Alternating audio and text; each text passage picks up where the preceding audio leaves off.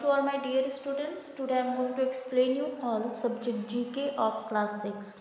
Chapter number 39. The name of the chapter is Motion of Ocean Waters. मतलब किस तरीके से जो द्वीप होते हैं उनके जल का स्तर या फिर उनके जल का मोशन कैसा होता है, वो चीज़ इस चैप्टर में क्वेश्चन के माध्यम से, जो कि ऑब्जेक्टिव है, उसके माध्यम से बताया गया है और पूछा गया है. Okay, so first is ocean currents influence. मतलब जो ओशियन का बहाव है, महाद्वीप जो द्वीप है उसका बहाव किस तरीके का है. तो your answer is option number B, the process of navigation. Okay, navigation के प्रोसेस जैसा. Now next is second number, tides are caused by the gravitational pull of the. Your answer is stars. अब यहाँ बताया जा रहा है कि जो टाइड्स होते हैं, टाइड्स मतलब होता है ज्वार. ज्वार मतलब जिस तरीके का जो समुद्री स्तर से या फिर ओशियन के स्तर से जो जल का उफान होता है या फिर जिस तरीके की उनकी लहर होती है, वो उसे एक तरीके से टाइड्स कहा जाता है. तो जो टाइड्स होते हैं वो ग्रेविटेशनल पुल के कारण होते हैं. माना जाता है कि वो स्टार्स के कारण होता है. ठीक है, so your answer is star. Now third number is during high tide the water level near the coast. जब अधिक टाइड होता है, मतलब हाई टाइड ऊंचाई पे, मतलब काफ़ी ऊंचाई पर होता है, तब जो वाटर लेवल होता है वो किनारों पर कैसा होता है, बढ़ जाता है. तो क्या आंसर होगा, increases. Fourth is the change in the level of sea water is called. जो सी लेवल के वाटर में चेंजेस आते हैं वाटर में, वो क्या कहलाते हैं, वो टाइड कहलाते हैं. Okay, now fifth is which of the following river ports depends on tides. इसमें से कौन सा रिवर पोर्ट है जो कि डिपेंड करता है टाइड्स पे.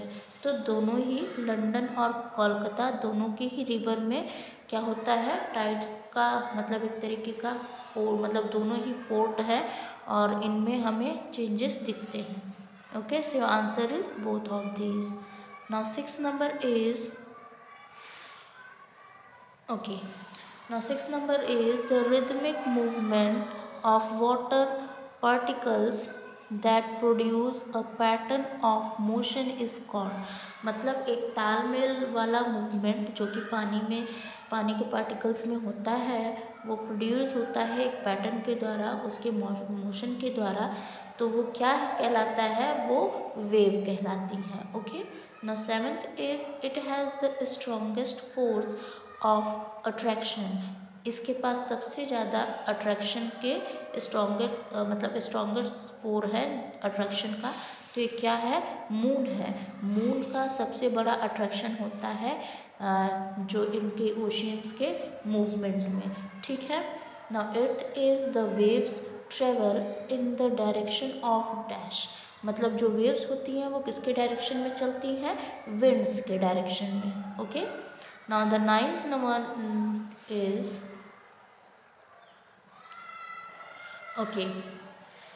thick fog occurs where cold and warm currents meet. This reduce.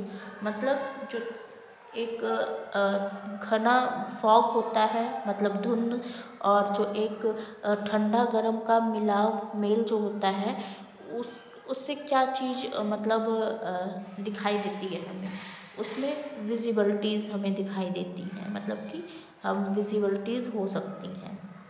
Now tenth number is a very large wave caused by a submarine और coastal earthquake, landslide etcetera. So answer is tsunami, क्योंकि इसी सब के कारण क्या होता है उत्पन्न, tsunami. Okay, now 11th number is a slow moving mass of ocean water that move in a particular direction is called. Your answer is drift. Okay, now 12th number and the last one is The tide which is lower than the usual high tide in the first and the third uh, quarter of the moon is called, your answer is neap tide. Okay, now in this way your chapter is completed. That's all for today. Thank you so much.